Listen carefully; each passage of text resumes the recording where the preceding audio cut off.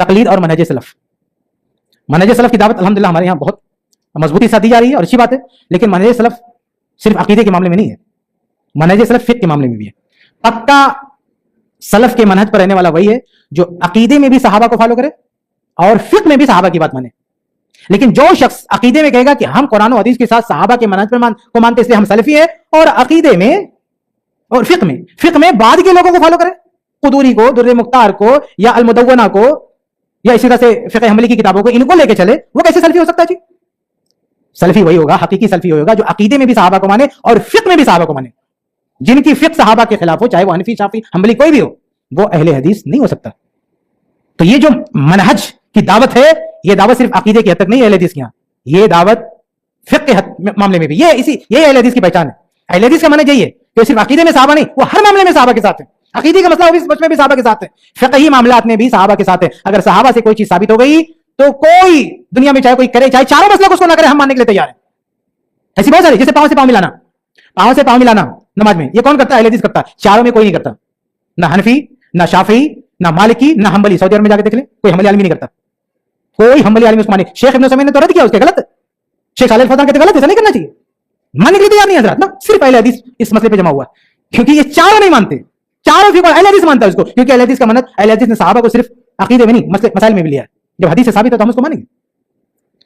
آپ نے عید الفطر کی نماز پڑھی ہے, اس گراؤنڈ میں پڑھتے ہیں کہ مسجد میں پڑھتے ہیں؟ ہاں, کتنا خطبہ ہوا ہے عید میں؟ جنہوں نے نماز پڑھائی کتنا خطبہ دیا؟ خطبہ جیسے جمعہ میں 2 خطبہ ہوتا ہے نا, عید میں کتنا خطبہ ہوا؟ ایک ہوا نا. پوری دنیا 2 خطبہ دیتی ہے. حنفی 2 خطبہ دیتا ہے, شافعی 2 خطبہ دیتا ہے, مالکی 2 خطبہ دیتا ہے, حنبلی 2 خطبہ دیتا ہے. سعودی عرب میں جائے سارے حنبلی 2 خطبہ دیتے ہیں. مسجد نبی میں 2 خطبہ, مسجد حرام میں 2 خطبہ, عید کا جا کے دیکھ لیں, آپ چیک کر کے دیکھ لیں. جبکہ صحیح حدیث سے ایک ہی خطبہ ہے. شیخ البانی سے پہلے صرف ہندوستان کے اہل حدیث 1 خطبہ دیتے تھے عید میں. اور شیخ البانی جب کیونکہ عرب کے تھے, بہت بڑے عالم تھے, انہوں نے جب یہ بات کہی کہ عید میں ایک ہی خطبہ, تقلیدی دنیا نے ہنگامہ کر دیا, خاص طور سے حنبلیوں نے بھی ان کے خلاف عجیب زبان استعمال کی. جب بھائی حدیث میں ایک ہی تو کہاں سے لیا ہے؟ شیخ ابن عثیمین رحمۃ اللہ سے پوچھا کہ بولے حدیث ضعیف ہے, لیکن سختی نہیں کرنا چاہیے اس مسئلے میں. کیوں نہیں سختی کرنا چاہیے؟ جب حدیث ضعیف ہے اور صحیح حدیث ایک ہی ثابت ہے تو کیسے اجازت دیتے ہیں؟ یہ تقلید نہیں ہے. یعنی صرف اس لیے 2 خطبہ ہو رہا ہے کیونکہ آپ کے مذہب میں حدیث میں نہیں ہے, یہ تقلید نہیں ہے. جلسے اس طرح جانتے ہیں کیا ہوتا ہے؟ جب اگلی رکعت کے لیے کھڑے ہوتے ہیں تو بیٹھنا رہتا ہے. حنفی تورک نہیں مانتا. تورک جانتے ہیں؟ وہ پیر نکال کے بیٹھنا ہوتا ہے نماز میں. تو حنفی لوگ کیا کہتے ہیں, وہ حدیث صحیح بخاری کی حدیث سے تورک, تو لوگ کہتے ہیں اللہ کے نبی بیمار رہے ہوں گے تورک کر لیا ہوگا. اہل حدیث کہتے ہیں حدیث میں آیا بیماری کی وجہ سے, اس لیے وہ سنت ہم مانیں گے. ہمارے ملک کے حنفی کیا کہتے ہیں, نہیں وہ بیمار رہے ہوں گے کر لیا ہوگا. جلسے استراحت کا مسئلہ ہے, صحیح بخاری کی حدیث ہے. یہ حنبلی لوگ کیا کہتے ہیں, کہتے ہیں وہ اللہ کے نبی بیمار رہے ہوں گے کر لیا ہوگا, یہ سنت نہیں. شیخ صالح الفوزان کہتے ہیں سنت نہیں ہے. یہ علماء کہتے ہیں سنت نہیں ہو. اللہ کے فضل و کرم سے شیخ بن باز نے تسلیم کیا سنت ہے, کیونکہ وہ اہل حدیث تھے. انہوں نے کہا کہ میں تو حنبلی ہو جاتا وہاں رہتا, تو وہاں سے نکلے, اللہ کے فضل و کرم سے اللہ نے توفیق دی, انہوں نے تسلیم کیا. شیخ البانی تمام المنہ میں جلسے استراحت, چھوٹا سا مسئلہ ہے جلسے استراحت, لیکن یہ مسئلہ نمائندگی کرتا ہے کہ آپ کا منہج کیا ہے. تو شیخ البانی نے لکھا, بہت سخت لکھا کہ جب یہ حدیث سے ثابت آپ کیوں نہیں کر رہے بھائی, صرف اس لیے نہیں کر رہے کیونکہ آپ کے مسلک میں نہیں ہے, اور ہم لوگ چلاتے نہیں سب اہل حدیث ہو گئے. یہ اہل حدیث کا منہج ہے. اہل حدیث کا منہج حدیث سامنے, آپ اس کو نہیں مان رہے, اور ہم کیسے ایسے انسان کو, ایسے لوگوں کو اہل حدیث مان لیں؟ ٹھیک ہے, علم میں, عقیدے میں, ہر معاملے میں کتنے بڑے پہاڑ ہوں بھائی, لیکن اگر تقلیدی منہج ہے تو آپ مقلدی رہو گے. چاہے ہزاروں مسئلے میں آپ نے تحقیق کر کے الگ راستہ اختیار کیا, لیکن ایک جگہ اگر آپ دکھائی دے رہا ہم کو کہ آپ کے سامنے صحیح حدیث ہے اور آپ کو دکھ رہا ہے پھر بھی نہیں مان رہے ہو اور بہانہ کر رہے ہو کہ اللہ کے نبی بیمار رہے ہوں گے, یہ تو یہی تقلید ہے. ایک اہل حدیث کیا ہوتا ہے, اسے اگر ہو سکتا ہے کہ 100 مسئلے میں اہل حدیث غلطی کرے, لیکن وہ انجانے میں غلطی کرتا ہے. لیکن اگر اہل حدیث کو پتا چل جائے کہ یہ حدیث میں ہے, وہ کسی کو خاطر میں نہیں لائے گا, بلکہ اتباع کے جوش میں کبھی کبھی مقلدین کے ہاتھ پہ چل جاتا ہے. اہل حدیث مقلدین کے ہاتھ پہ چل جاتا ہے.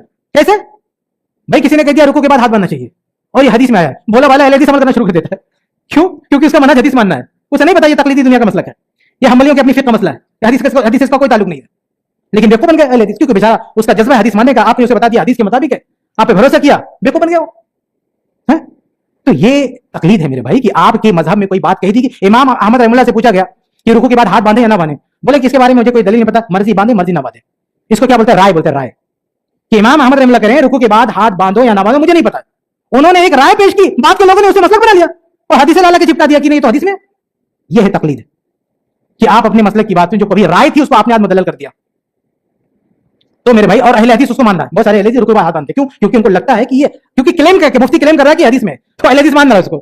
اتنا بولا بھلا یہ اہل حدیث ہوتا ہے بیچارہ, یہ مقلدین کے ہاتھ چل جاتا ہے, وہ اس کو بیوقوف بنا لیتے, اس کے جذبے کو دیکھ کے, اتباع حدیث کے جذبے کا مس یوز کرتے ہیں لوگ. اہل حدیث کے ساتھ کھیلتے ہیں, اس کے ساتھ نہیں.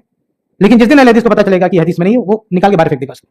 تو یہ فرق ہے اہل حدیث اور اہل تقلید میں. یہ بہت بڑی نعمت ہے. منہج اہل حدیث بہت بڑی نعمت ہے. ہم اللہ کے فضل و کرم سے عقیدے میں بھی صحیح منہج پر ہیں اور فقہ میں بھی صحیح منہج پر ہیں, اور ہمیں اپنے منہج پر باقی رہنا چاہیے. یعنی ایک کہاوت نہ کوا چلا ہنس کی چال اپنی چال بھول گیا. تو اللہ نے ہمیں نعمت دی. تو وہ تھے نا بنو اسرائیل, اللہ تعالیٰ من و سلوا دے رہا, من و سلوا نہیں چاہیے, پیاز لہسن چاہیے ان کو. تو اہل حدیث کو اللہ نے اتنی اتباع کی نعمت دی ہے, اس کو پیاز لہسن کی طرف نہیں جانا چاہیے, اپنے منہج پر اس کو رہنا چاہیے. یہ چند باتیں تھی میرے بھائیوں. تقلید کے حوالے سے اللہ سے دعا اللہ تعالیٰ ہم سب کو قرآن حدیث صحابہ کرام کے منہج پر چلائے, ہر طرح کی خرافات اور گمراہیوں سے بچائے. آمین رب العالمین.